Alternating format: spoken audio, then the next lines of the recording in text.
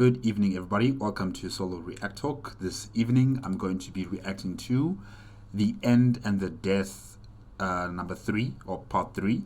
The Emperor Marches to Horus. Voice over Prelude, made on the DQVO YouTube channel and requested by AnthraxCrab2222. Yes.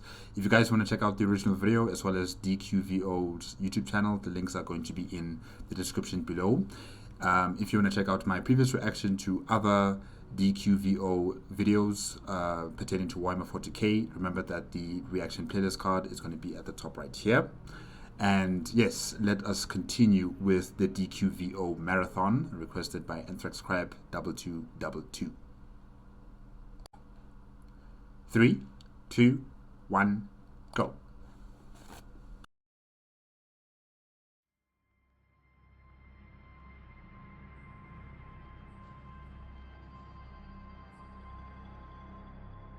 They The Emperor marches to Horus. come to a place where, out of banks of sickly mist, rise the ruins of the most ancient city they have yet found. Loken feels they have travelled not just further into the damaged geography of the inevitable city, but deeper into the layers of its history, too. If it is all the cities that have ever been, blended into one by the tidal action of the warp, then they are reaching the primeval heart of it, the parts that man didn't make. Gone, for the most part, are the cobbled streets and peg-tiled roofs, the tumble-down timber beam houses and stone bridges that, though derelict, showed the handmarks of human construction. Infrequent, too, are the intruding traces of the palace, or his father's flagship, which had become commingled with this realm. The Vengeful Spirit, Horus, Lupercal's flag vessel. I'm trying to remember who. Well, yes, it's the Emperor, it's Sanguinius, it's Rogaldorn, and then they had their custodians with them as well. I don't know about Sisters of Silence. I don't think so. Yeah, with the Sisters of Silence, they were not here. And of course, some other people like Litu. Litu was also here. Calcatus,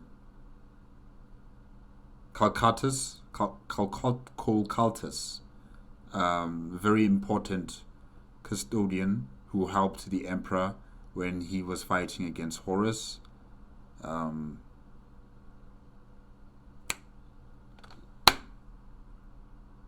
It's a lunar wolf. I forgot his name. I forgot his name. Grimaldus? No, not Grimaldus. I'll remember him. Just give me time. There are odd scraps, sections of inlaid golden wall panel, an auramite door, brief sections of Scylla pattern decking, but they are few, and they seem less like things than the recollection of things kept in the warp's remembrance. Here, now, rise gaunt ashlar columns and blocks of grey diorite. Loken. Yes, Loken. I forgot his surname. It starts with a G. But yeah, Loken. One of Horus's favorite sons. Yeah. Sorry, Abaddon, you're not that loved by your father. It's actually Loken who's the favorite son, not you. But anyways, I digress. Truncated pillars of grim stone and black skeletal flying buttresses that support nothing. All the structures are wrecked, and all are monumental. They rise from the slow, bile-green mist like ancient leviathan creatures turned to stone by a vindictive gorgon.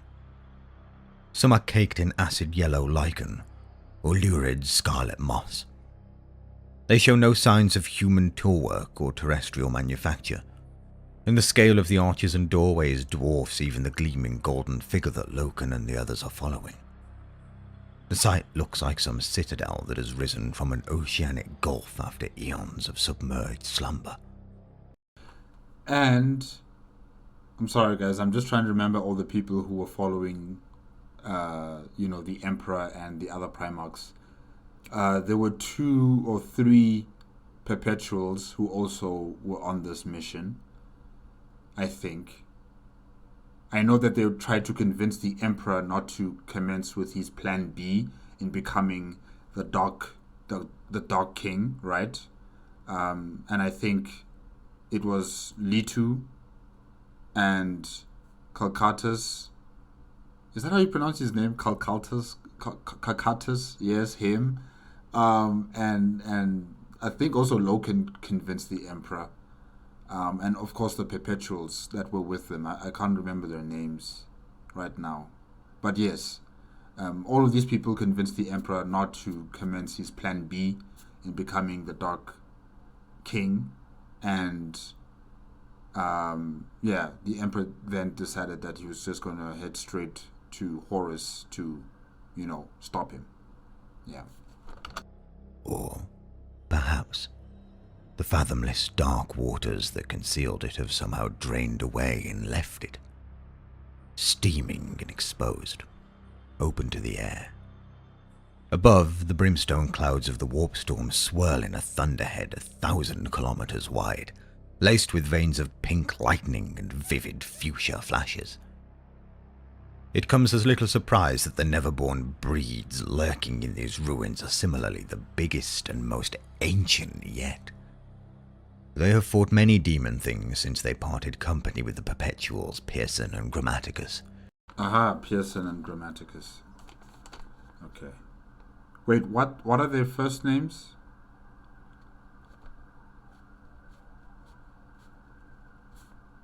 And it's just 2 Perpetuals. Okay, let me just write here Perpetual.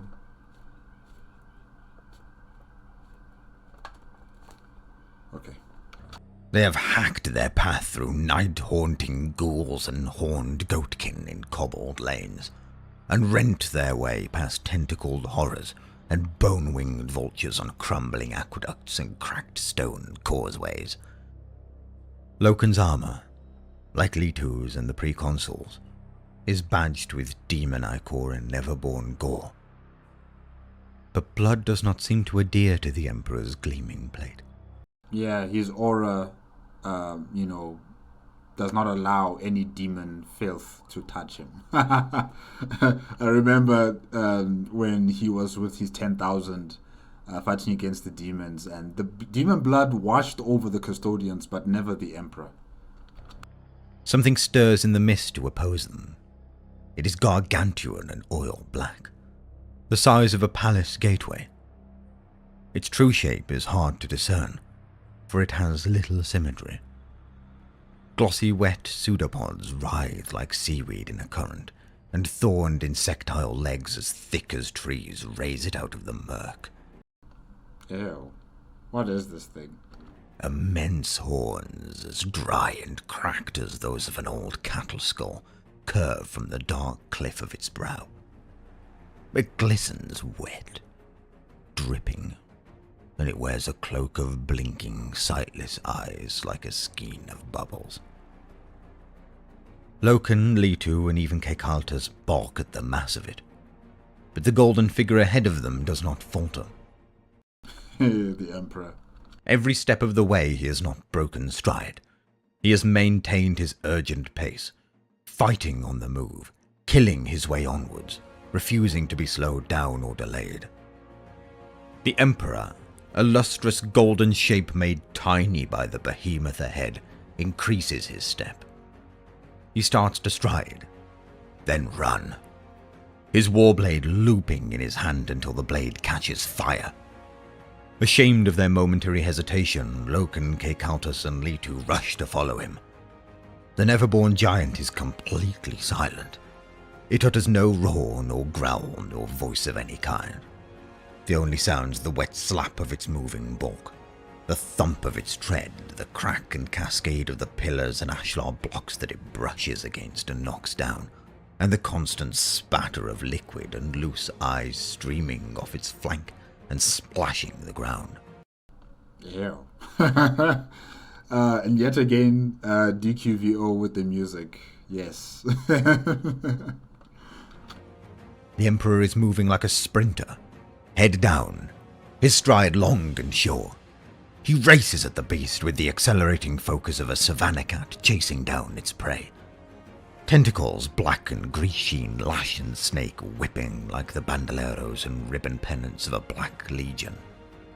He evades, still closing, striking them aside with a blade that burns and severs. Loken smells the reek of boiled blood and burned meat. The Emperor leaps. No longer a sprinting feline, but the sure-footed antelope that bounds to escape it. He lands on a founded basalt block that slants upwards like a ramp, rushes to its mossy lip and hurls himself into the air. His warblade rises, a burning brand clenched in both hands. He brings it down as he descends. There is a jolting crack as though lightning has struck the ground nearby, driven by the descending golden form. The blade connects with the great beast's formless face. Lambent blue psych fire erupts from the splitting wound, scoring the black flesh. The hulking thing shudders backwards, shivering from the impact. Blood, or some brown fluid that passes for blood, showers out in prodigious volume, a torrent that splashes and churns along the ancient pavement. The Emperor lands, feet firmly planted, his knees bent to absorb the impact, then springs upright again, still moving. He's under its neck and chin now, scything through the mane of tentacles and tendrils that sinuate to clasp and block him. Right? He is in a rush. He doesn't care anymore. Loken closes, running hard to add his blade to the fight. Words are suddenly bright in his head. By his will alone. He turns. Kekaltus has slid to a halt and called the warning. Leto has heard it as well. Yes, Kekaltus.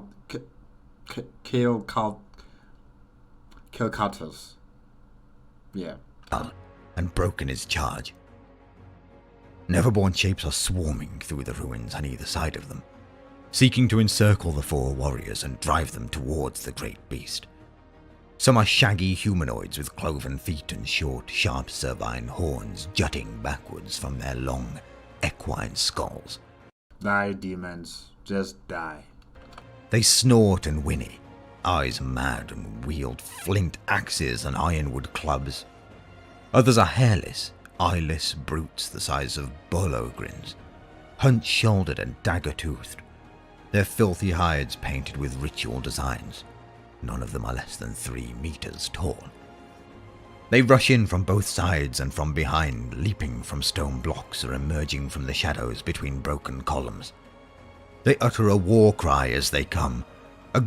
You know, you would expect them to be scared. I mean, the anathema is right there.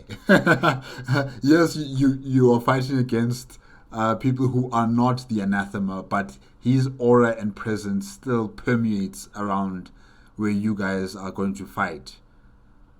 So I'm surprised that you guys are not running away in panic, and then some of you being eaten by your comrades and evolving into far more powerful demons.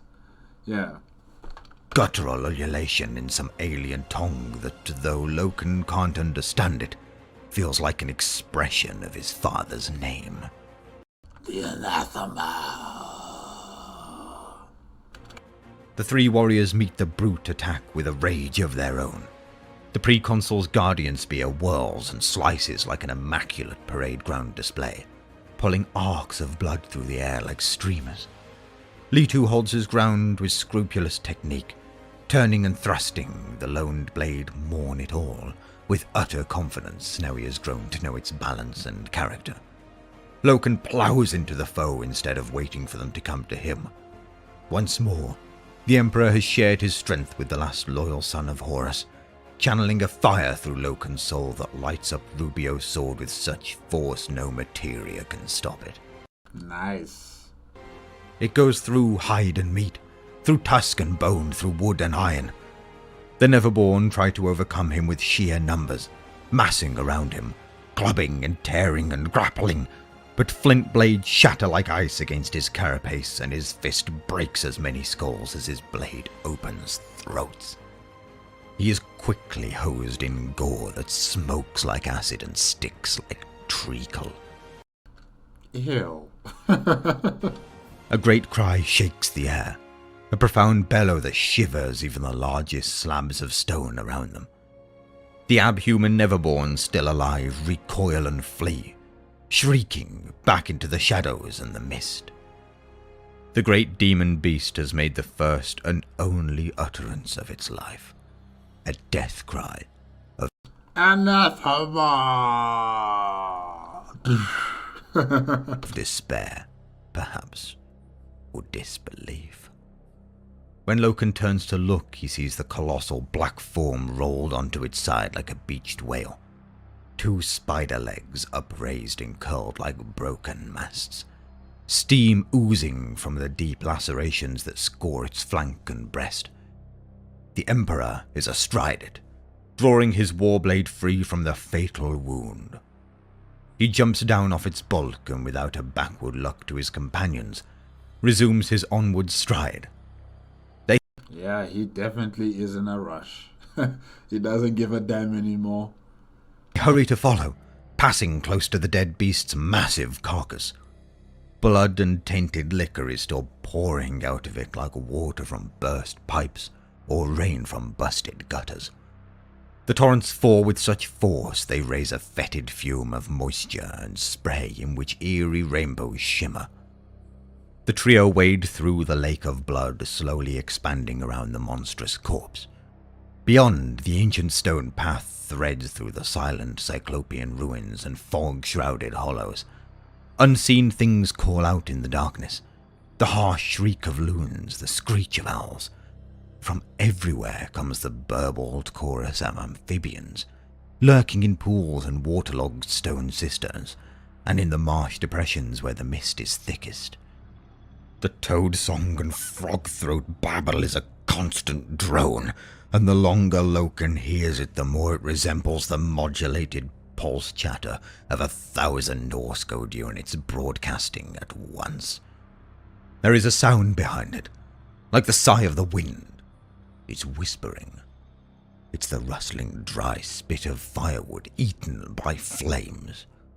The path ascends, climbing the slope of a blasted heathland where the dead brown brush is punctuated by tumbled blocks and commemorative obelisks. Pink lightning flares and flashes behind the brow of the rise. Beside the path, the giant blocks of the ancient city stand like mourners, drab and grey, massive and intimidating. There are rows of ancient archways, bearded with weeds, and the stumps of towers that, when intact, must have risen higher than any steeple of the palace. Nearby, a scatter of square and oblong sarcens mark the site of something long demolished. Each block is perfectly angled and shaped, and the smallest must weigh 100 tons. They cover the slope to the right side of the path for kilometers, like the giant building blocks of some child titan abandoned after play. Yeah, this place is messed up. It just shows you the type of warped mind Horus Lupercal has, because I'm assuming he's the one who created this entire, domain. So yeah, what we're seeing in here is just the things that Horus Lupercal thinks about when it comes to building his own world. Yeah. To the left of the path runs a row of blackened flying buttresses, spiked and finialed, to such a grotesque degree they look as though their maker intended to mimic coils of razor wire out of jetstone. Whatever structure they were designed to support has long since vanished. It never existed. This entire place is just a manifestation of one man's insanity. Apart from a single low wall of murky marble that runs for several hundred meters. Loken's vox warbles and partial data blinks incoherently across his visor. The Emperor is ahead of them, his pace unrelenting. Loken leaves the path and steps up several tumbled blocks of stone until he's on top of the marble wall. He starts to walk along its length, still following the others on the path below. "Captain Loken," Kekaltus calls. "Some contact," Loken replies. "Stand by." The transmission, whatever it is choppy and corrupted. No signal is behaving properly in this infernal realm. Loken had hoped that a raised position might improve reception. The data flicks and fidgets across his display, blotchy and incoherent. What little he can fix originates to the left of them, at a distance of several kilometers. He turns to look from his raised vantage. The ruin-pocked heath stretches away into the glowering distance. The locator says west, but he knows that's meaningless.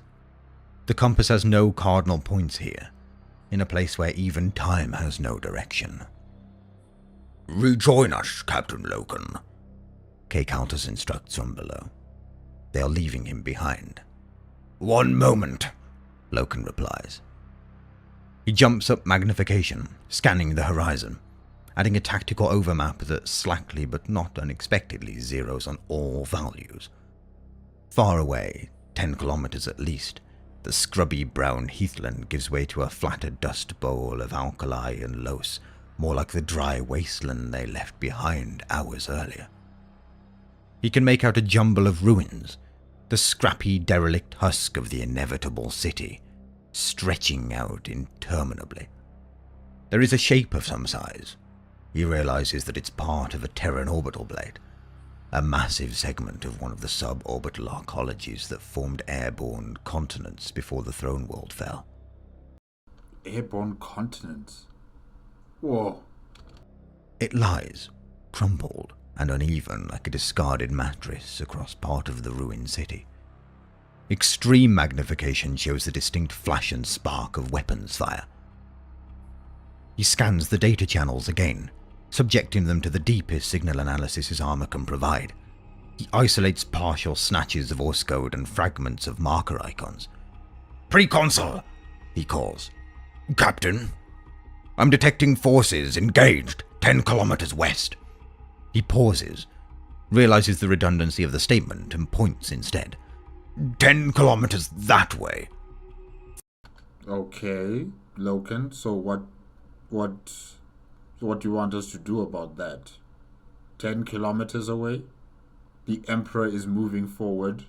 You have to follow the Emperor. "Full specifics are unclear, but I believe it is your Captain General and his Anabasis company." Okay. Yeah, let them fight. Who's ever fighting them, and you guys continue on with your mission. 10 kilometers is just too far away. And Sanguinius is still fighting Horus. And you guys need to get to him as soon as possible. So, yeah, I don't think so. If you want us to help them, if you want us to assist them in any sort of way, I don't think that would be advisable, because you're leaving your sovereign alone. He's moving forward. "I think they have engaged the Old Legion head on."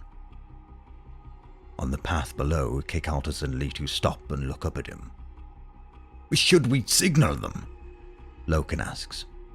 They are 10 kilometers away. What are they going to do? "Attempt to signal." He sees Kekaltus bow his head in silent consultation. The golden figure ahead of them has not stopped walking. Exactly. The Emperor doesn't care right now. He doesn't have time. "No, Captain," Kekaltus decides. "But surely," Loken begins, "if they could disengage and move to link up with us," Litu says to Kekaltus, "surely we could use the strength."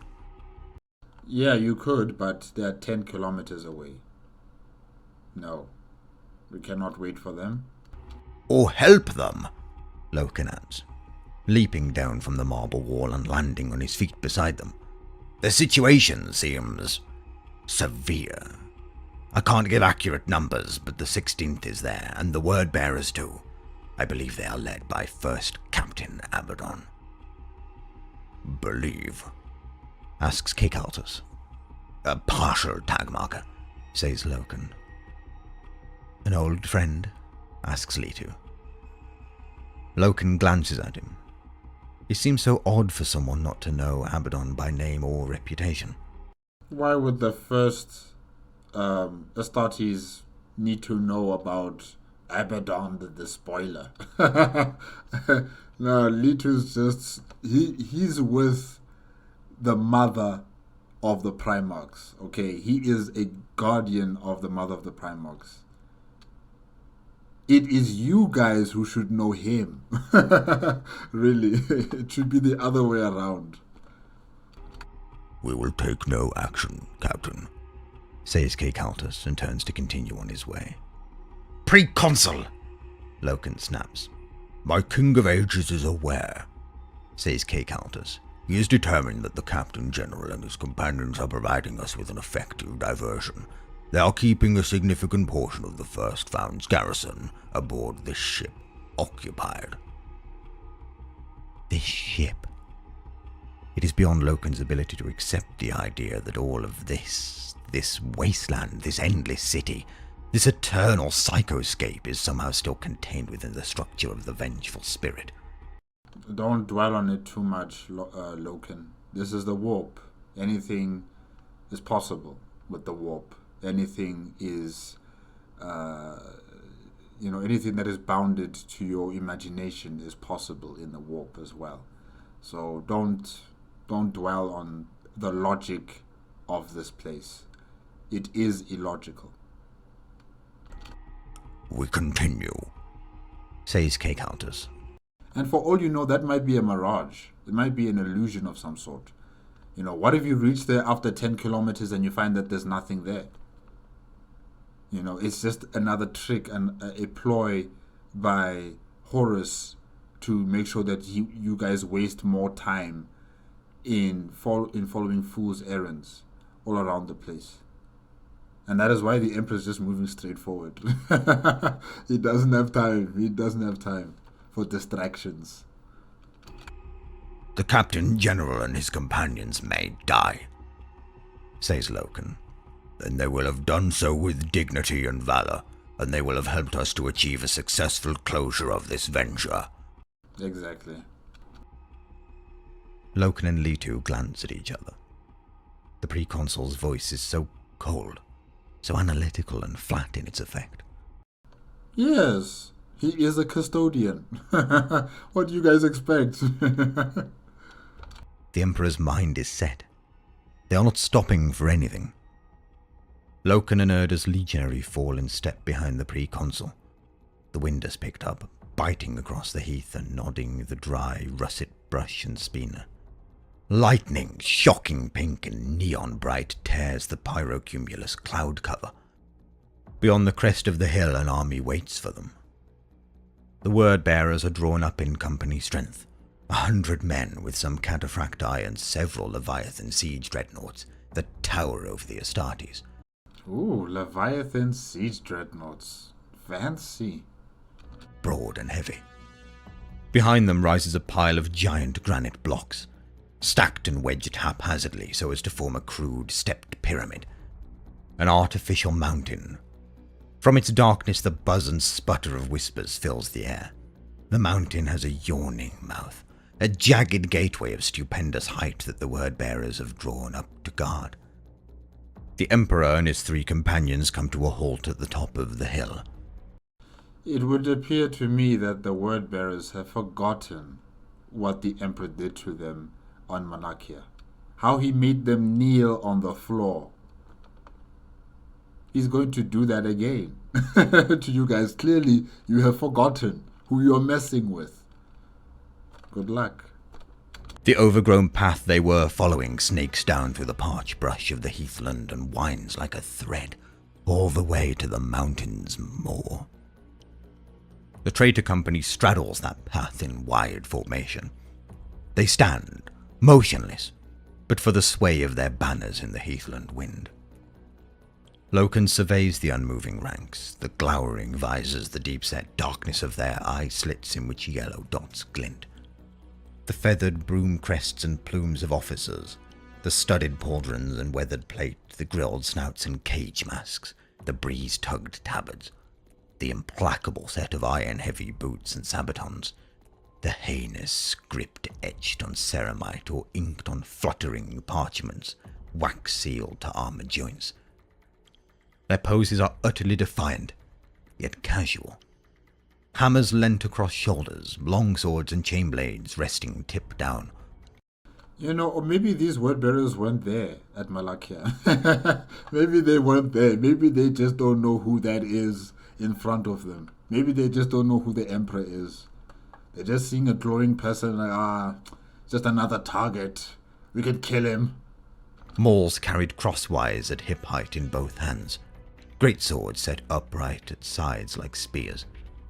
They seem like brigands, like vagabond thugs awaiting their prey with cool and leisurely confidence. Loken clears his throat and adjusts his grip on Rubio's blade. At his side, Litu says, "We can take them." The remark is so offhand, so flippant, it takes Loken by surprise, and he laughs with genuine amusement for the first time in years. "We can," says Kekaltus, but his voice is not his own. The Emperor takes a single step forward. With an instant ripple of motion and clatter of arms, the traitors shift, raising weapons into proffers, lowering pikes and polearms to address. There is a loud and pneumatic thump whine like the amplified spit of a nail gun as the siege dreadnought's weapon pods open fire. Dazzling bolts of tank-killing las streak up the slope and vanish. The blazing bolts collapse and dissipate into clouds of flame 5 meters short of their target. Loken feels the ache of elevated psionics. He can almost see the invisible ripple of the mind shield the Emperor has raised as it is struck by the immense firepower. The Emperor should make them all kneel and then decapitate them. No, but that'll take too much time. He hears the slap and hiss of las fire hitting nothing and being nullified. All kinetic force scattered, all thermal energy radiated away.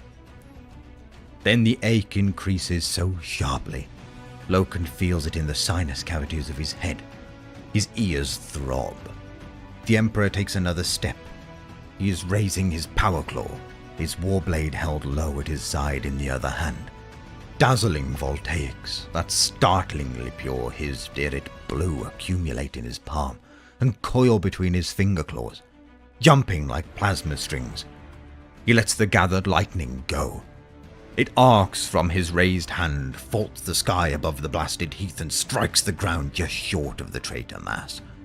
There is a flare of black body radiation, a thunderclap of violent gas pressure change, an ionized bang of electrical discharge as gigajoules of energy are released. The struck ground burns. The struck ground breaks.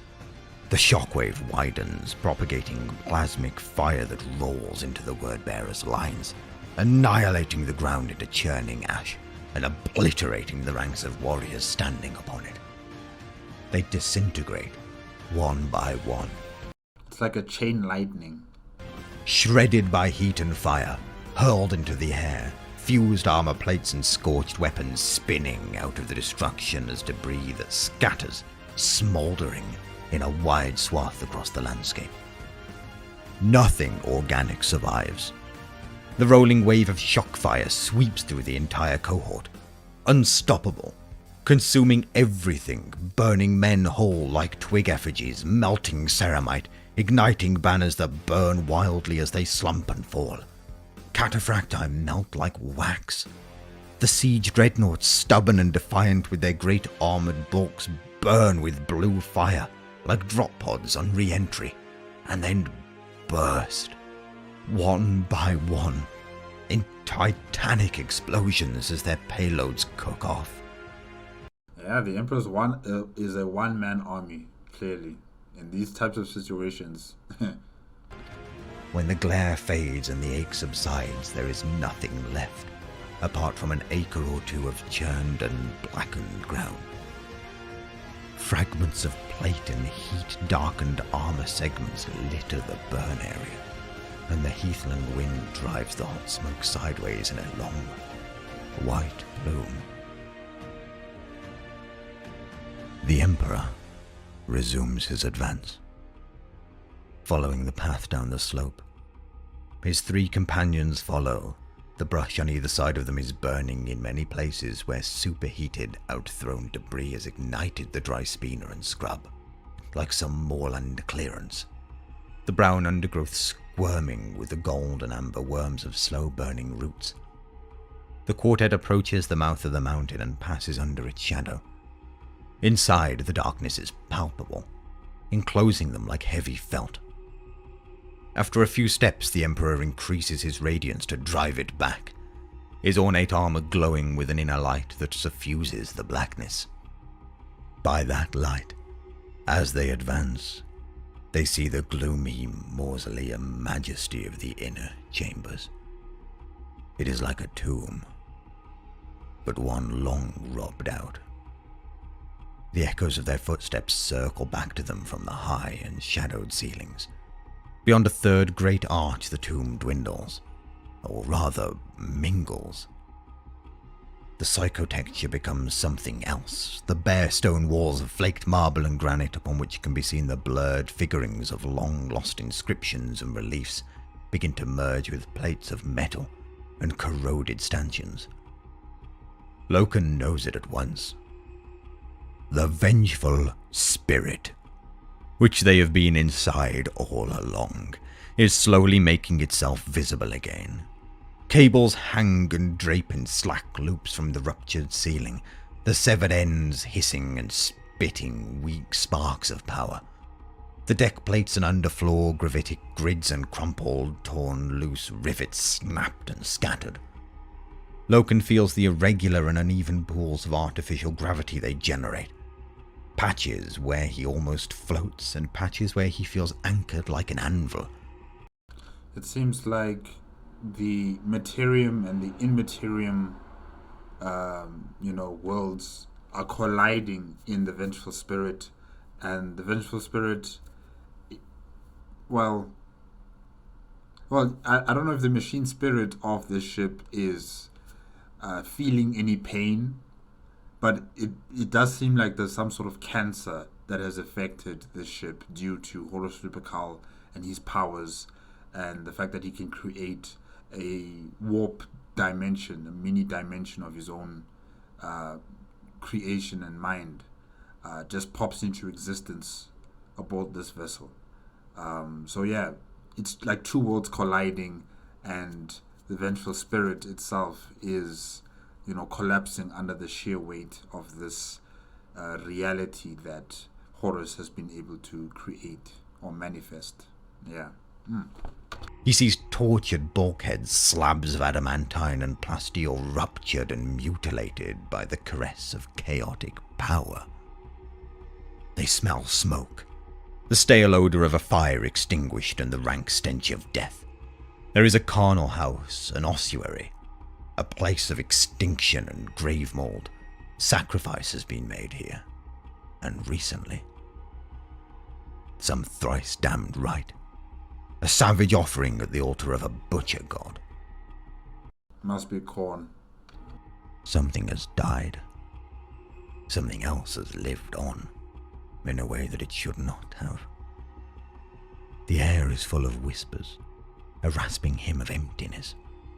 Everywhere the stench of terror. They advance. The Emperor's steady stride has not faltered or diminished. He carries his light deeper into the darkness. They come to the skulls. Just a few at first, human skulls scorched and fractured, jaws missing. They litter the broken deck like scree on a mountain path. They become more numerous and start to heap and pile like rubble. Man, how many people were transferred to the vengeful spirit to die? Oh, it's a slaughterhouse. A carpet of skulls that crack and dry splinter under their feet. A slope of skulls that scatter and tumble as they begin to ascend. A mound of skulls. The Emperor leads the way without effort. Loken, Kekaltas and Litu follow, clawing their path up the loose, unstable mass. They see a light above, a crepuscular glow. The skulls, heaped up in such quantity, Loken cannot bear to estimate a number, form a long, steep ramp that leads to the shorn-away end of the next deck level. Lumen units in wire cages cast a harsh blue glare. The lights are ultraviolet. Loken can detect a shrill hum at the outside edge of his hearing. This is emergency lighting, decontamination protocols. The flagship, riddled with infection, is vainly trying to negate its corruption. They step from the skull slope onto the deck plates. The walls respire softly. It is sunset red in the hallway, like being outdoors in the barren seabeds of Mars or the lava fields of Medusa. Light, almost blood red, strobes slightly, flickering through leaves swayed by the wind, or something like leaves. Loken ignores such trickery. He can hear whispering again, like dead leaves skittering in the breeze or shushing underfoot, like the dry wing cases of beetles, like whirring moths. What is it they are whispering? He can almost make out the words. It must be some demons. A name. One name, uttered and repeated. Father. Oh, it's you, Horus. Yeah, you did the same thing with Sanguinius, calling him like that. Ahead, the severed corridor ends in a doorway.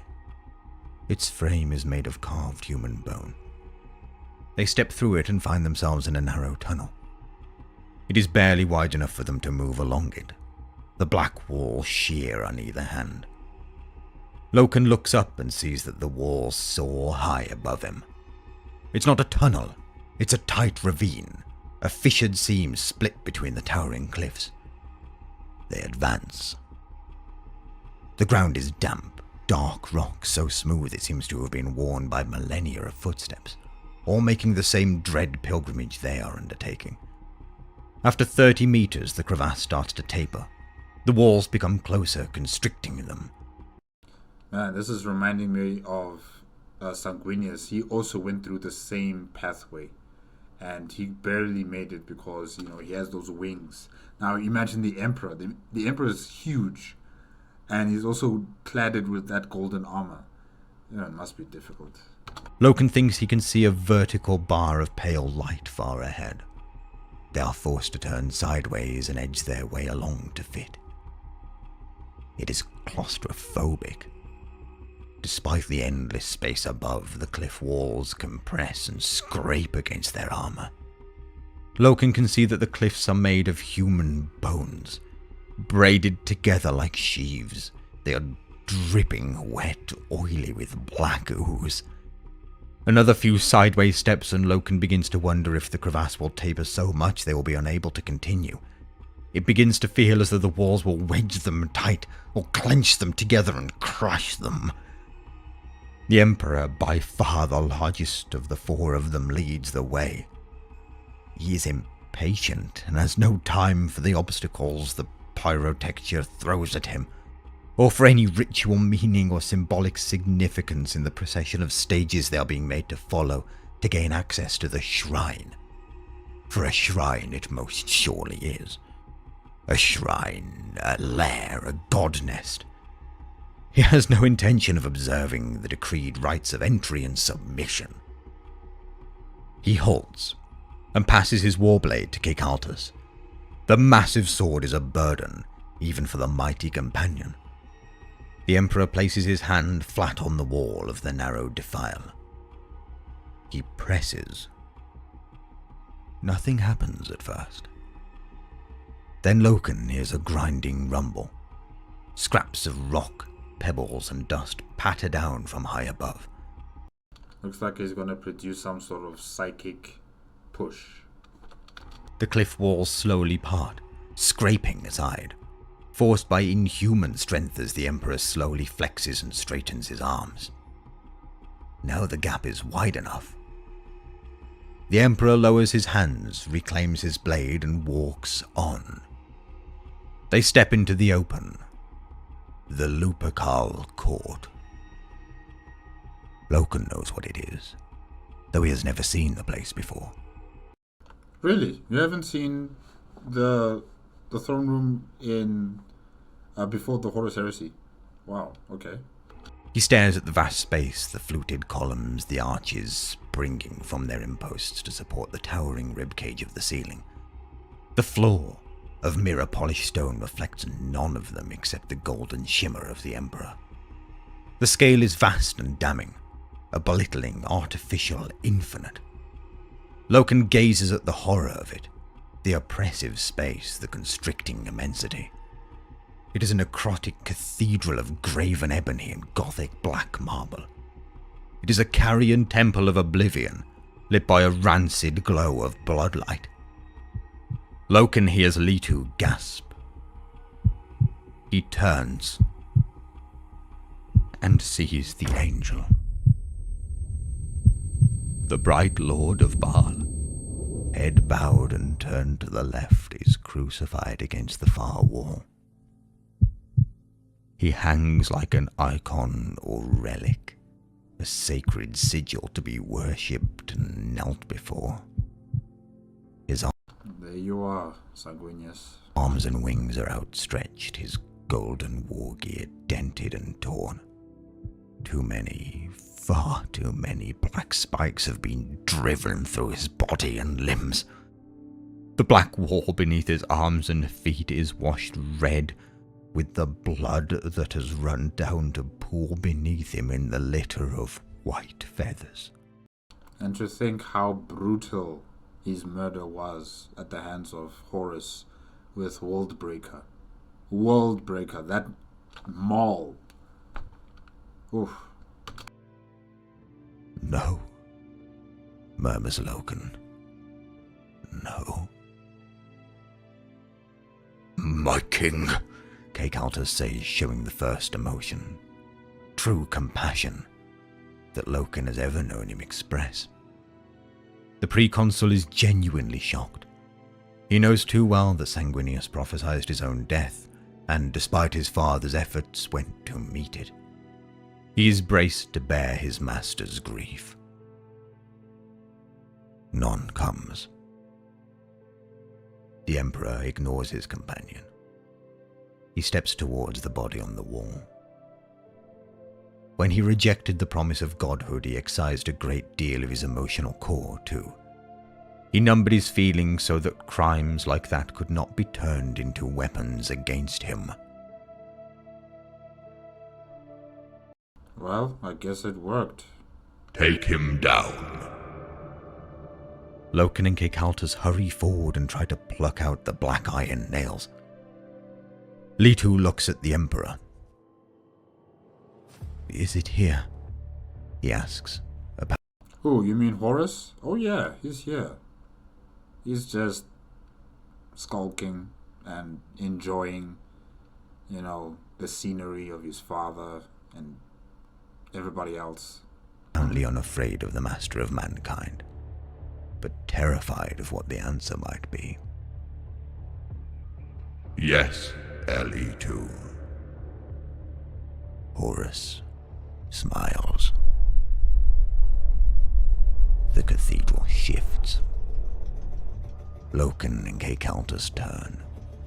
They have dragged the last nail out of the cold stone and colder flesh and are trying to lower the angel's limp and heavy body to the ground as gently as they can. His blood has smeared them both. They hear the smile, not the grind and scrape of stone, nor the rumble of fractal architecture as it folds and realigns, resetting the obsidian columns and the black, gothic arches. Not the creak and squeal of the endlessly ramifying psychotexture as it counter-rotates like a kaleidoscope to make a bigger and yet more distressing tabernacle of ruin. They hear the smile. They hear the smile of the thing that emerges from the intersection between reforming columns. A demonic abomination in humanoid form, sheathed in internal plate and bathed in bloodlight. A god monster that steps into the court out of an unfolding flower of black bone. Father, My gosh, Horus. says the smile.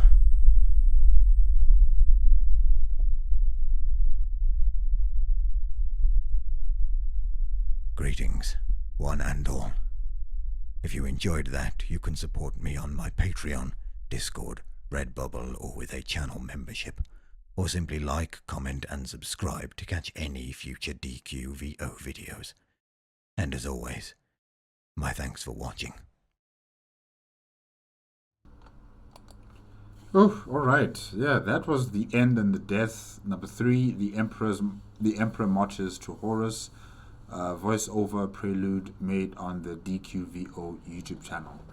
Yeah, the party, the Emperor's team, if I can call it that, traversed through a lot of obstacles, a lot of opponents, until reaching to a far more familiar looking area of the Vengeful Spirit in terms of the compartments, all heading directly down or up to the throne room where Horus Supercal has been based, essentially.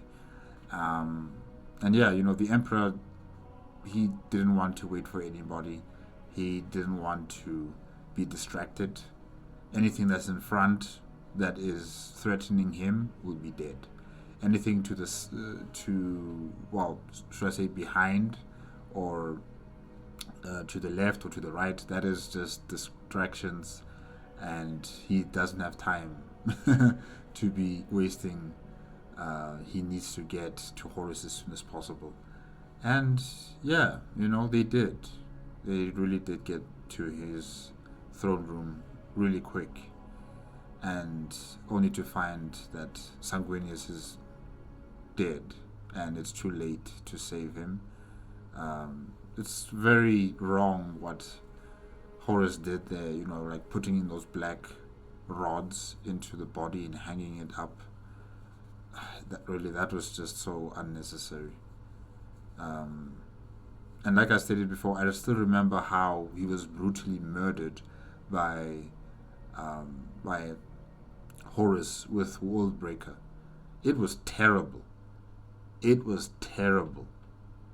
And, just to add further insult to injury, he just hoists him up on a wall and, put in some black rods, and now it's some sort of like a fashion portrait or something. Like, the mind of this monster is just beyond.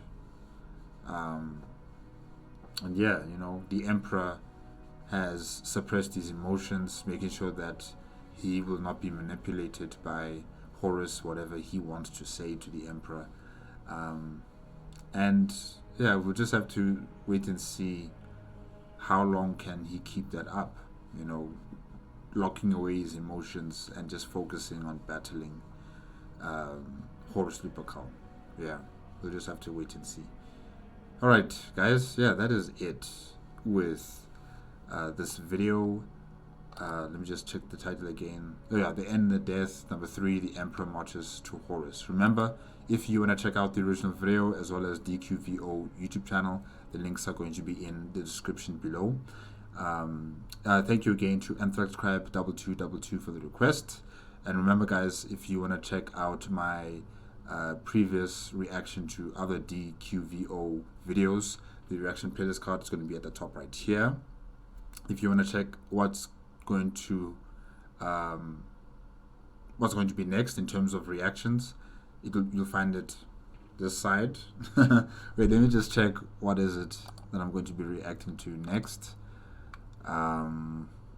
Let's see here. Number 1, yes.